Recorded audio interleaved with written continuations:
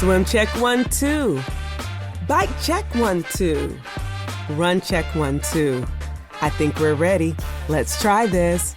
Welcome to the Try Beginner's Luck podcast, a podcast where we explore the sport of triathlon from a variety of perspectives to help beginner triathletes on their journey. I am your host, Mashonda Shines. Welcome to another edition of Try Beginner's Luck. I am thrilled to be with you guys today. I am so thrilled. This moment is a moment that I have been waiting for since August 2021. What? Yes. When I saw this young lady, I happened to go and talk to her at the meeting for triathlon, like, the meeting that happens before the race, the pre-try meeting, the pre-race meeting. I couldn't get that together, but y'all know what I mean. And so I happened to see her. I was like, oh my God, hey, brown girl, hey. And I thought she was a teenager. I had no idea who I was encountering, but I'm about to tell you who. This young lady is a graduate from Battlefield High School with an advanced diploma with the governor's gold seal. She is an inaugural member of the USA Triathlon Diversity, Equity, Inclusion, and Access Advisory Council. She is a collegiate athlete herself. She is the amazing Sade Smith. Sade, welcome to Try Beginner's Luck. How you doing? I'm great. Thank you so much for having me. Oh, it's a pleasure to have you. I don't even know where to begin with you. You are so adorable. And I just say this all the time when I see you because your calming presence just makes everything okay. It's like, I just want to give you a hug through this thing and just be like, hey, girl, hi. Well, we're going to get right to it because I know you're a busy college student. Sade, you have been doing triathlon since you were 7 years old. Now, yes. What I need to clarify is that is not seen that often. No. So tell me about, how did you get started so young? All right. So I started off with swimming, and I was just on my local neighborhood team. And one summer, they decided to have some of the swimmers enter in a triathlon. So I was one of the swimmers who decided to join. And I didn't really know anything about the sport at the time. So I just thought it was a fun activity I was doing one Saturday morning. And I ended up really enjoying it. So I told my parents that I liked that. And I continued to race over the next few summers. And eventually I decided to join a triathlon team and make triathlon my primary sport. How cute is that, y'all? Y'all hear that? How cute is that? So primary sport. So you're in your summer team.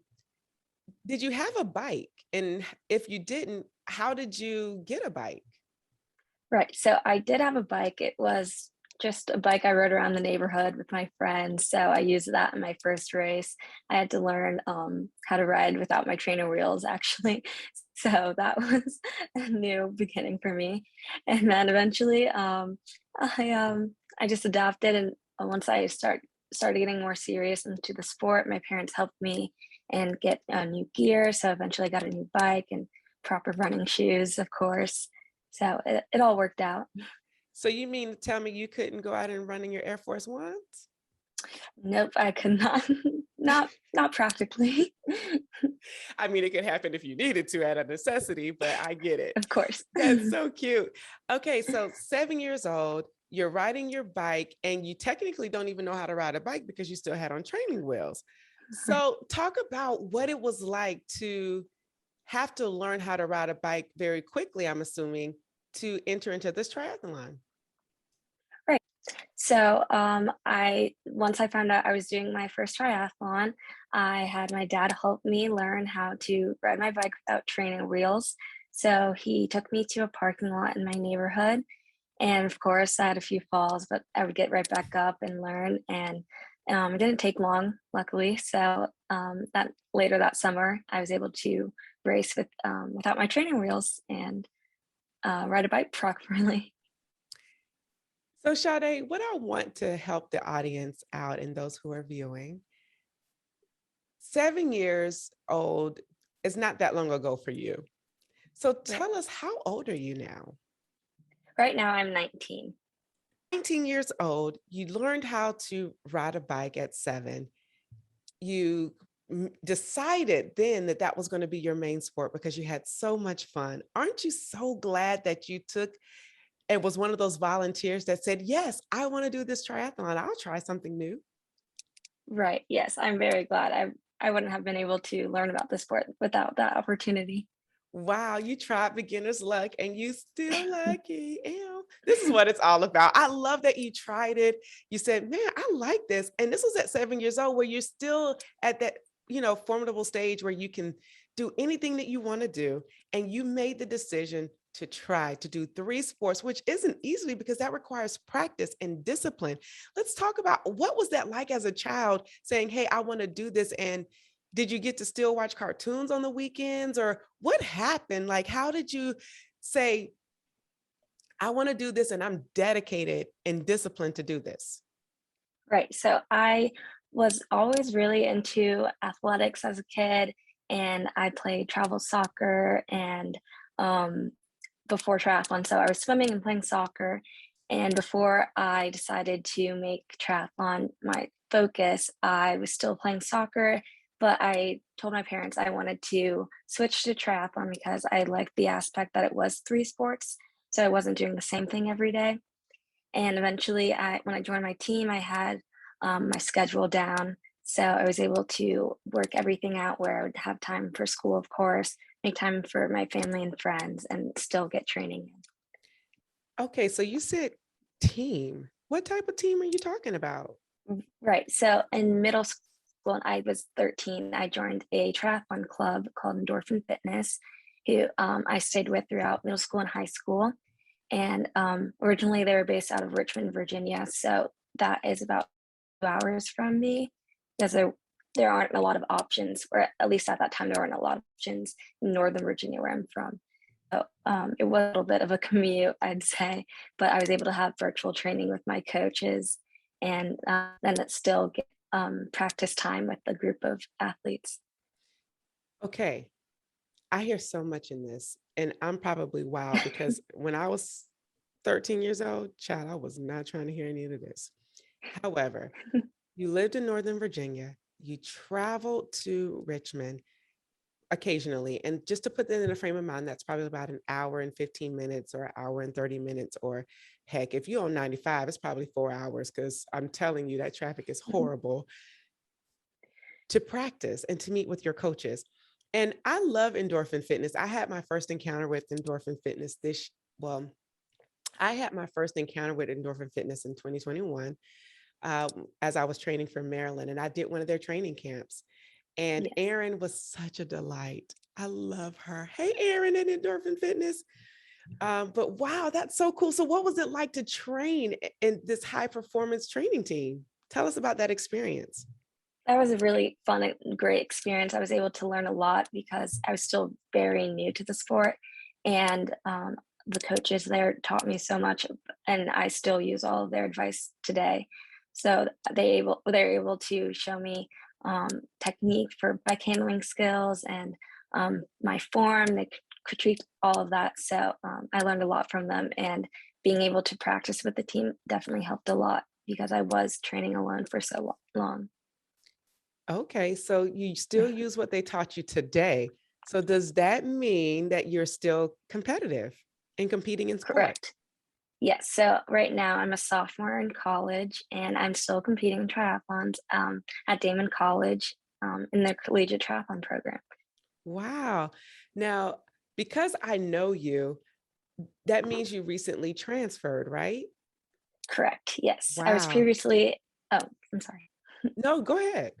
Yeah, yeah, so I did transfer. I was previously at East Tennessee State University for my freshman year, and I transferred my fall semester, and now I'm at Damon. Wow. So transferred, I'm going to use the word transition because that's what we Okay. do in our sport. So you transition to a new school for whatever reason, and now you're on the path that's going to help you get to what the next destination. What is that destination that you want to go to? Where do you see yourself in sport? Right. So am still competing in triathlon today because I want to continue to do it after college. And this opportunity is helping me get there. So I am planning on continuing to work hard in the sport and eventually see where that goes from now. Eventually race more national or international races and hopefully earn my elite card one day.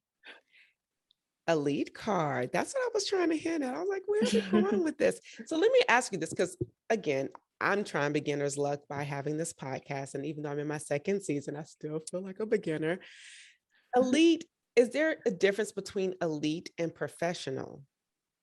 No, the other terms are interchangeable. Well, look at there. So tell me about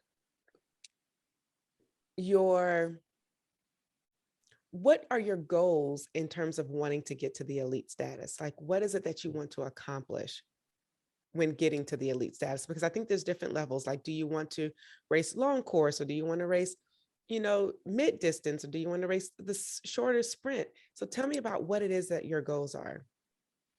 Well, right now I'm racing sprint distance triathlons and I haven't raced anything longer than that. I'm definitely willing to try that one day, but right now that's what I am familiar with.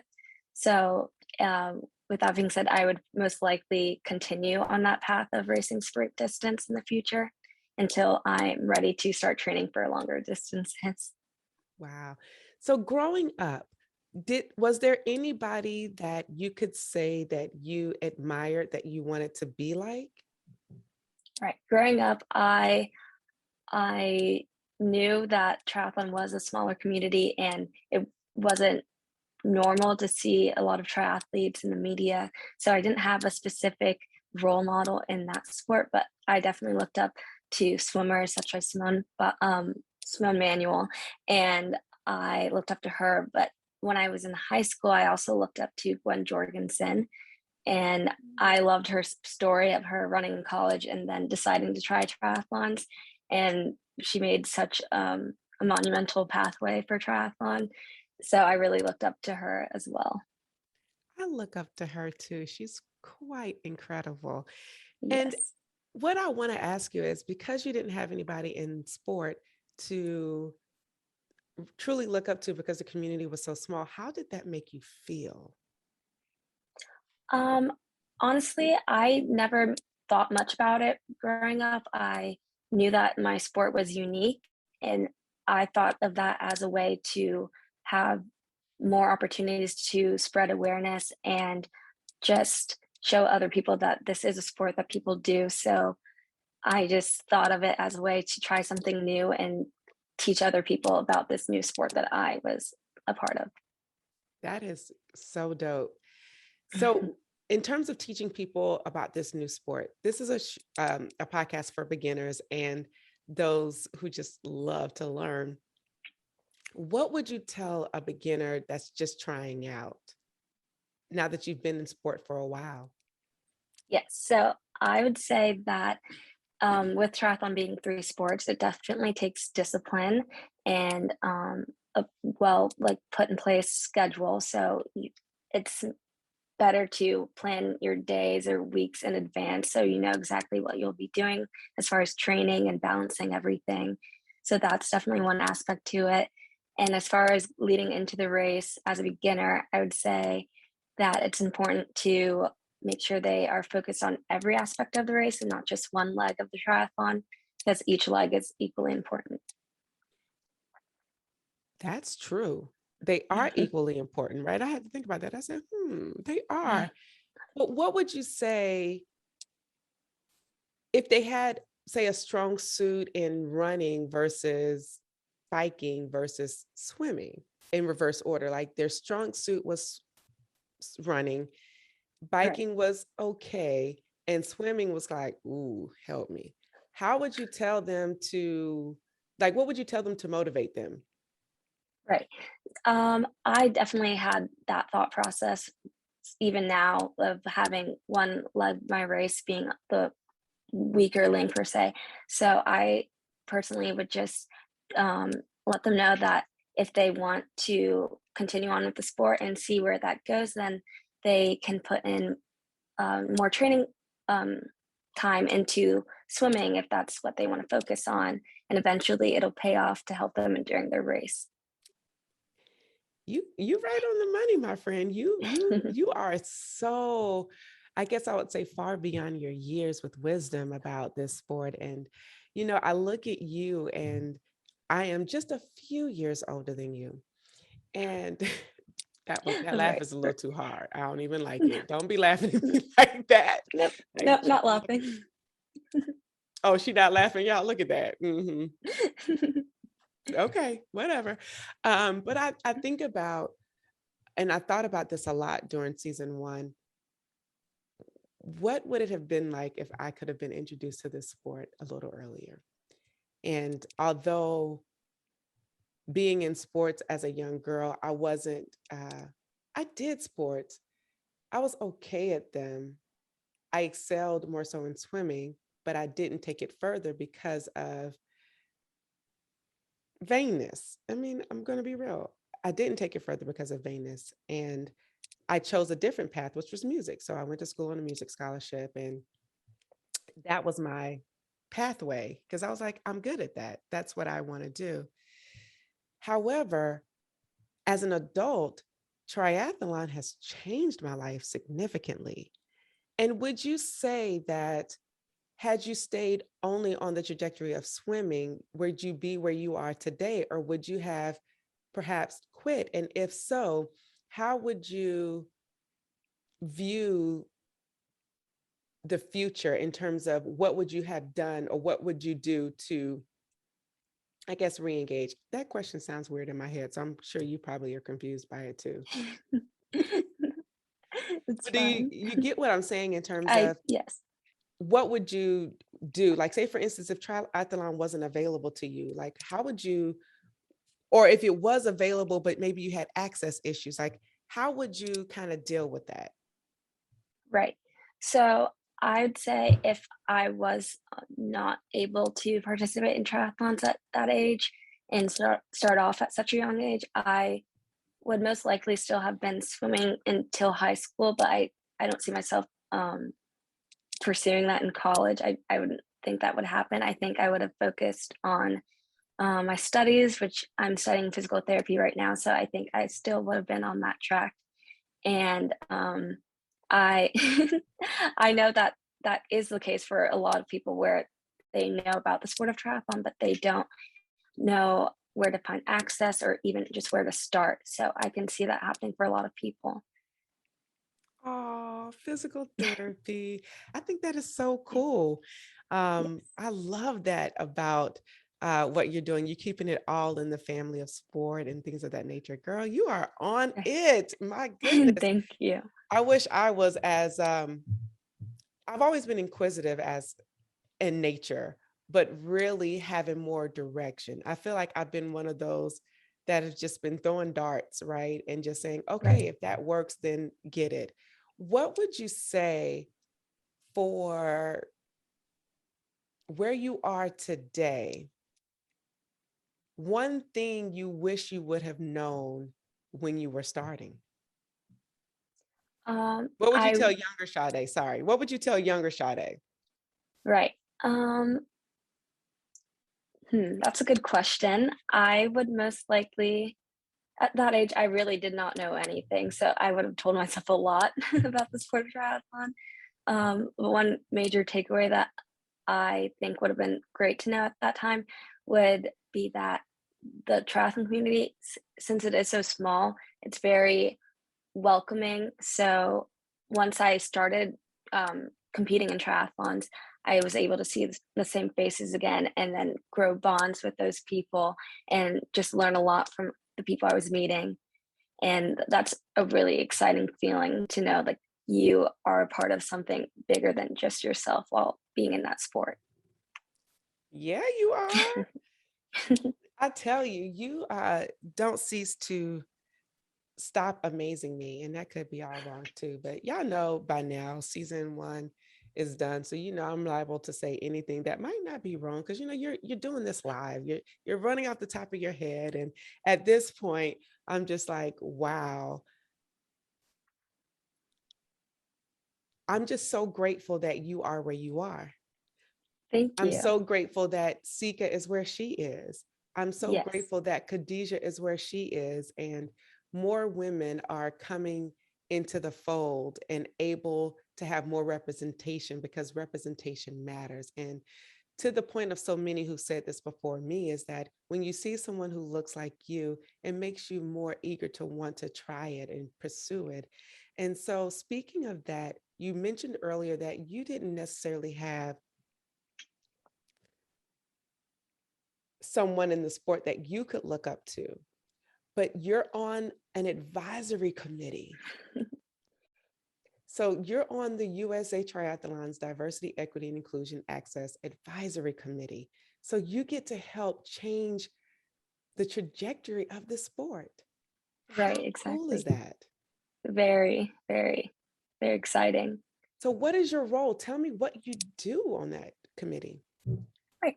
So I was asked to be a part of that committee the summer of 2020, and I was thrilled to see that email that I was going to be a part of the committee in the council. And then I was even more excited once I learned who was on that council because Gwen Jorgensen, who I mentioned before, she is a part of the council, and I had looked up to her.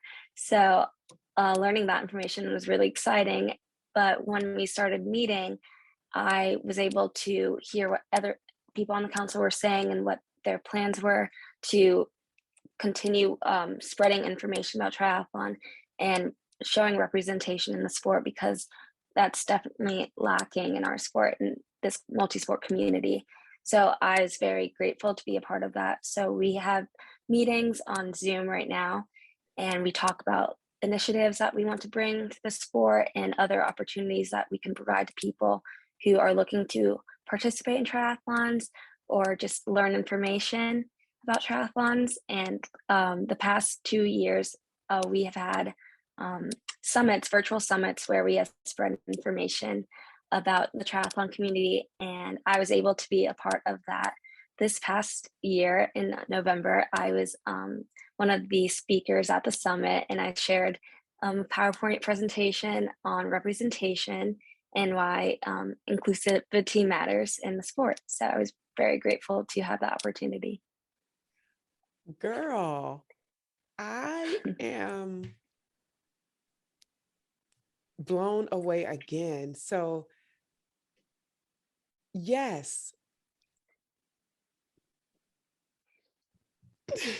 I am cracking myself up because I'm just like, man, you are doing it.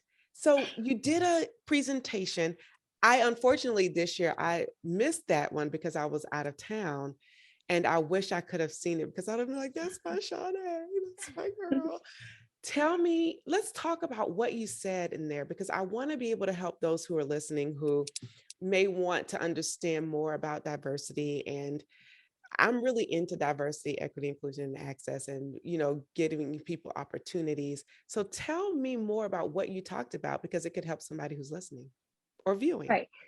Yes. So I talked about representation and specifically in the media and why that was important because, as you know, seeing people who look like you and doing the sport that you're involved in, that helps motivate you.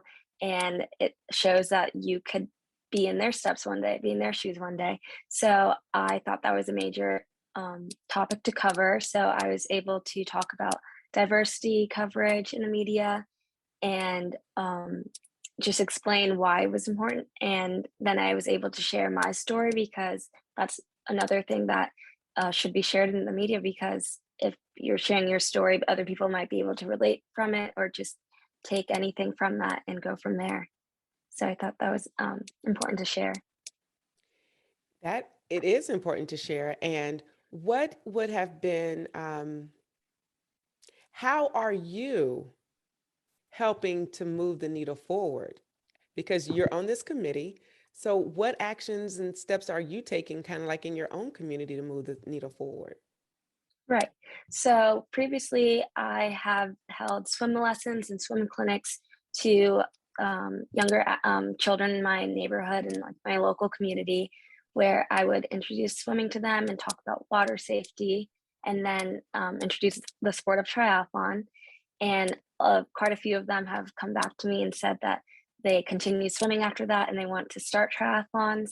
And that was really all I could ask from that because I just wanted to share my sport with other young minority athletes specifically and get them involved in the sport of triathlon.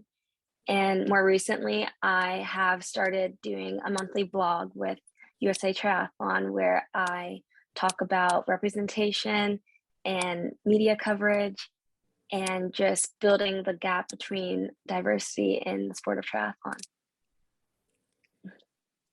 I know you guys are probably like, Mashonda, don't say it. Wow. But I am. Girl, this is just, I'm blown away by your thoughtfulness and your heart to want to give back. I see you and I admire and just encourage you to continue to do what you're doing. You are making a difference. You inspire me. I get to watch you race. I've, called you into many finish lines with Kinetic Multisports, and it's a joy to see you when you show up because you remind me of a younger, more fitter version of myself, but I I love to see that. And I hope that someone else who's out there with their parents and they're coming to watch you perform and watch you race, that they can see themselves in you as well and be like, man, I want to be like Sade. Or they can see an article that you wrote or see you on the media, as you're perhaps commentating or giving, a speech of some sort. And they'd be like, well, what does she do? I want to be like her. So I just encourage you to keep doing what you're doing. I believe that you're doing a fantastic job and continue to be your best advocate because you're advocating for yourself and you're proven to do that with your transition.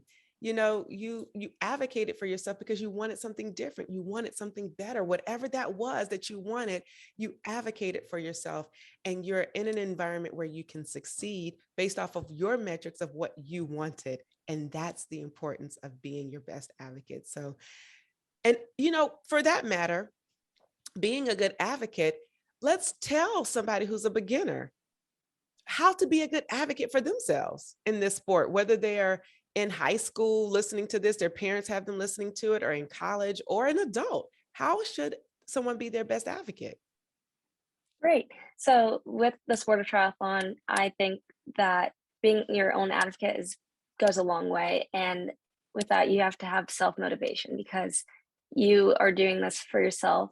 And if you want to improve and continue to grow in the sport, then you have to just make sure you're on top of your training and just keep pushing yourself to want to do better and strive to do better in the future. That's good. I have so many more questions that I would love to ask you, but I know that I want you to study because I want you to do great, continue to work on your physical therapy degree, become a doctor of physical therapy, as well as be a pro triathlete out here in these streets. You have such a bright future, but I can't let you go before I give a little bit of a highlight reel of some of the accomplishments that you've accomplished because you've done some things, Thank girl. you. Or do you want to brag on yourself? You want me to brag on you, or do you want to No, brag on you yourself? could go ahead. Here I go. Okay. Sade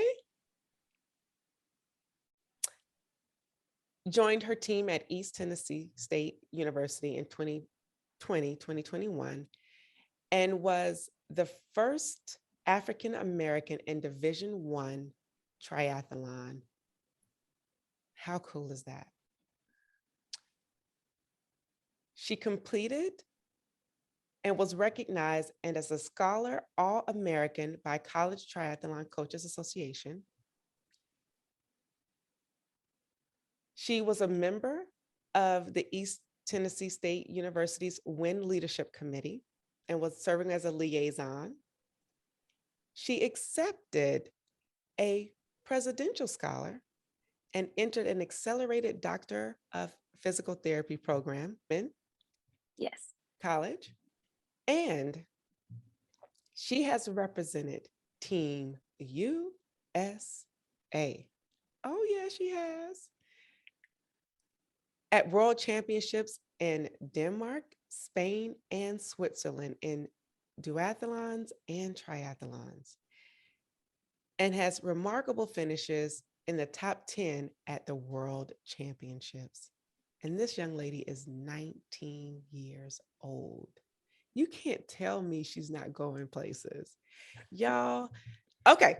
So now that I've had an opportunity to brag on you, this is the fun part of our triathlon. It's called rapid fire. So I'm going to ask you a couple of rapid fire questions.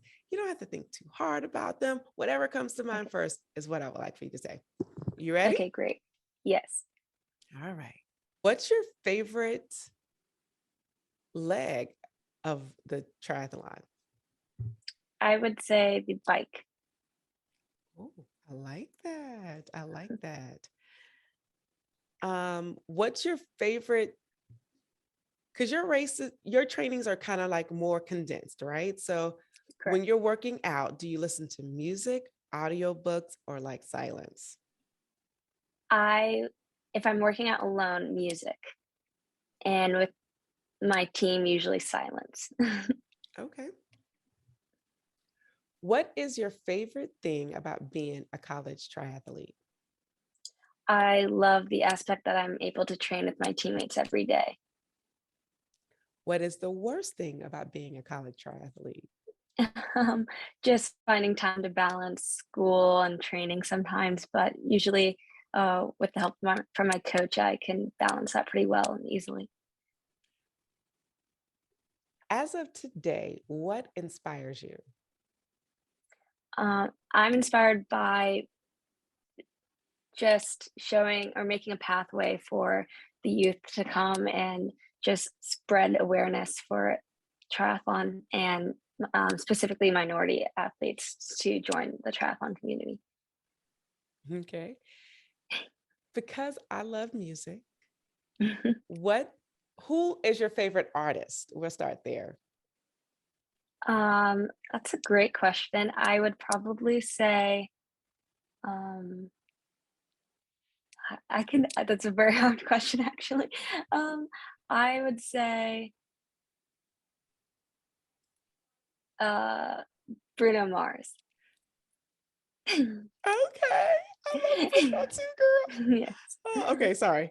I was about to have a fangirl moment over Bruno. Bruno, Bruno. Okay, stop. Okay. I promise I need to get better. Okay. What is your, see, I get myself off track. What is your favorite song? Um, I would say my favorite song is, hmm, I like "Self-Care" by Mac Miller. That's my favorite song. Okay, okay, self-care. So speaking of self-care, Yeah. what is your favorite thing to do for self-care? Um, a lot of rest and just, taking care of myself, so, recovery and good food, basically, anything to make me feel better. You're feeding right into my next question. What is your favorite food? My favorite food is any type of pasta, really, but, I'd say chicken Alfredo is my favorite meal. I love it. Now, what's your favorite post-workout food? Post-workout, I can't go wrong with pizza. I feel like it's at a lot of races, so, it's usually my go-to. And For my final question, what Mhm. is the best thing about triathlon to you? My favorite thing about triathlon is the community that is around it and how I'm just able to meet so many people and have a lot of connections through the sport. I love it. Sade Smith, thank you so much for taking time out of your busy college schedule to chat with me. I am so excited for the work that you will be doing with USA Triathlon Diversity, Equity, Inclusion, and Access Advisory Council. Thank you for having a heart to serve, a heart to give back, and to see others and to pull up the youth. Keep doing what you're doing. Now, if people wanted to stay in contact with you or follow you, where should they follow you? I would say I'm most active on Instagram, and my username is SADE.Smith with two H's. And that's for Instagram. Yes. And then for Facebook, my handle would be SADESEDONA. Ladies and gentlemen, there you have it. One more thing though. Are you still giving clinics for the youth and will you be doing it summer? And is that something that you want to continue to do? And if so, how can people find out about your clinics? Right. I have been doing them over the past few summers. I did take a break with COVID just for safety, but I plan on doing them again next summer. I have not worked out the details yet, but I'm always open to meeting new people and um, just providing that skill for others. So if they want to reach out to me, I'd say social media, they can reach out to me through there. Awesome, ladies and gentlemen, there you have it. Miss Sade Smith. Thank you, girls, so much. And until next time, oh, I can't close out. See, look at me getting all caught up. Remember to try beginner's luck. Every time you try beginner's luck, you always win. Thank you so much for taking time out to listen to us. And until next episode, I'm Mashonda and I'm out. Peace. Thank you for tuning in and listening to this episode. We need your help so we can continue to try at TBL. So for more information on where you can find and subscribe to this podcast, visit www.trybeginnersluck.com. And don't forget, whenever you try beginner's luck, you always win.